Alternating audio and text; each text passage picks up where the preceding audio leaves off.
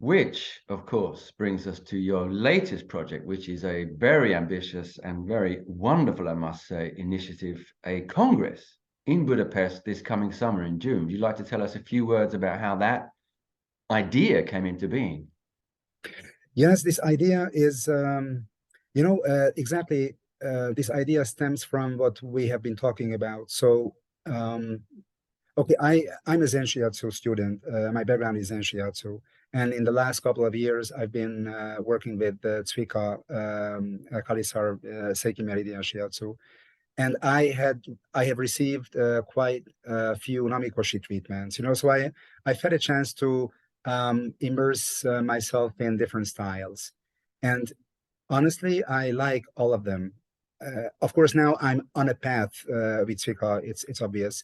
But I liked Namikoshi. I liked when I was studying Zen Shiatsu, and I'm a researcher also deep in my heart, and I've always wanted to find out how Japanese masters thought about Shiatsu, really, because we have so many interpretations, which I mentioned. I think it's totally fine and natural, but I was really interested in the idea and in the thought that, okay, in the 20th century, Shiatsu was also evolving in Japan. What did the great masters think about Shiatsu? What did they have in mind? What did Shiatsu mean to them? And we have some information, of course. For example, also thanks to Ivan Bell with that blog on the history of Shiatsu and so many other resources. Yes.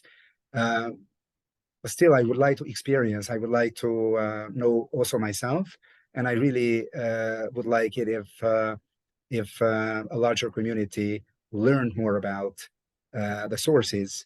And then it doesn't matter what kind of style you practice. It doesn't matter. But I think when you if you practice any art, anything, I think it's a kind of an obligation, in my understanding, to reach back sometimes to the sources. Otherwise, what do we do, And maybe what we do is totally fine, totally correct, totally fantastic. Still, I think it's important to get back to the roots in case of any art.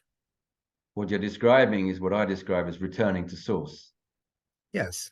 Yes. For example, like in your book that you presented to us, to the Hungarian community, what I really liked about your presentation is that you explain the kanjis, the characters of the 5 spirits. This is getting back to the sources for me. How can you talk about Po? How can you talk about Hun? How can you talk about Shen? Anything, unless you at least try to understand the Chinese or Japanese characters. This is for me getting back to the sources, right? So this is the idea I really would like to follow, and it would be great if a larger community picked it up also.